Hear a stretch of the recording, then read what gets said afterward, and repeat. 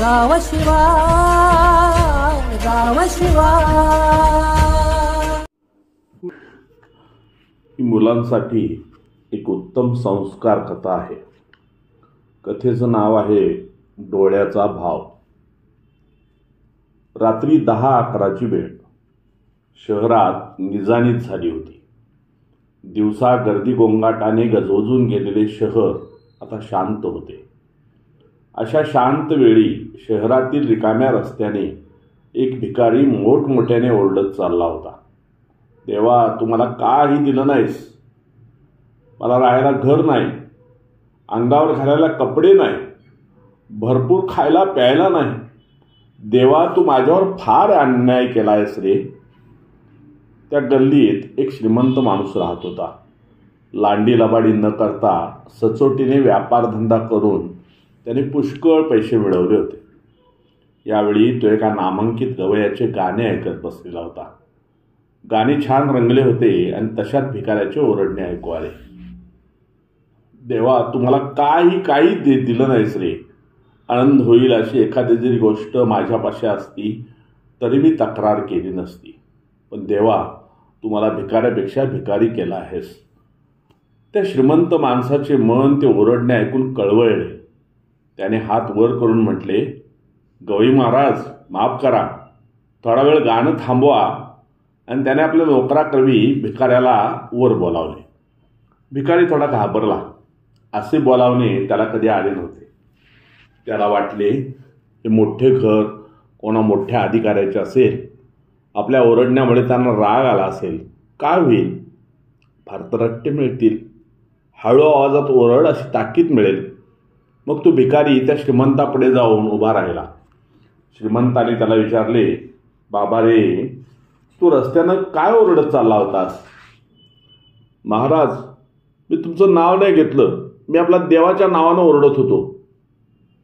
का बरं? देवानं असं तुझं काय वाईट केले? महाराज, देवानं मला काही दिलं नाही. तुमच्यासारखा मोठा वाडा नाहीच, साधं घरसुद्धा नाही. तुमच्यासारखे रेशमी कपडे तर नाहीतच, पण अंग झाकण्याप्रत्येक कपडेही त्यानं मला दिले नाही. श्रीमंताने विचारले, तुला पैशाची गरज आहे का? मी पैसे देईन. त्याबद्दल तू तुझी एक वस्तू मला दिली पाहिजेस. भिकारी म्हणाला, सावकार, माझी गरिबाची चेष्टा करताय. तुम्हाला द्यावं असं माझ्यापाशी काय आहे? श्रीमंत म्हणाले, मला तुझा एक डोळा पाहिजे. देशील? डोळा? 100 रुपये देईन. भिकाऱ्याला काहीच कळेना. त्याने मानेने हो म्हटले. ठीक आहे दिवाणजी, द्या याला 100 रुपये. एकाएकी भिकाऱ्याला वाटले आपण काही चूक तर केली नाही. तो घाईघाईने म्हणाला, नाही महाराज, थांबा. मी 1000 रुपये घेईन, म्हणजे 10 100. काही हरकत नाही दिवाणजी, 10 100 द्या. भिकारी गोंधळला. इतक्या लवकर सौदा ठरतो आहे तेव्हा आपण फारच कमी किंमत सांगतोय. 10 100 ही काही डोळ्याची खरी किंमत नसावी असे त्याला वाटले. महाराज, मी 10,000 घेईन. ठीक आहे दिवाणजी, याला 10,000 द्या. आता मात्र भिकारी फार गोंधळला.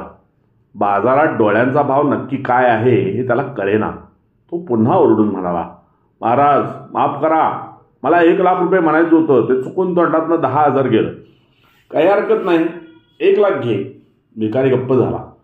त्याच्या मनात विचार आला की एका डोळ्याची किंमत जर 1,00,000 रुपये, तर काय 2 डोळे म्हणजे 2,00,000, 2 कान म्हणजे 4,00,000, 1 नाक म्हणजे आणखी 1,00,000. डोळे, नाक, कान, हात, पाय, सगळ्या शरीराची किती किंमत असेल? शिवाय हातापायांचा भाव नक्कीच जास्त असणार. म्हणजे एका हाताचे 2-2 लाख आणि हे पाय, हे डोके, त्याचे किती लाख? भिकाऱ्याला हिशेब जमेना. किती लाखांचे शरीर आहे हे त्याला नक्की समजेना. तो शरमला आणि श्रीमंतापुढे वाकून हात जोडून म्हणाला, महाराज, मी देवाला फुकट दोष दिला. त्यानं मला धट्टकट्ट शरीर दिलं आहे, म्हणजे पुष्कळ दिलं आहे. माझी ओरड खोटी आहे, क्षमा करा. कथेचे लेखक होते व्यंकटेश माडगुळकर. साहित्याचं भरगच आवार, आवर्जून ऐका गाव शिवार. मंडळी, आमचं चॅनेल सबस्क्राईब करा आणि इतरांनाही सबस्क्राईब करायला सांगा.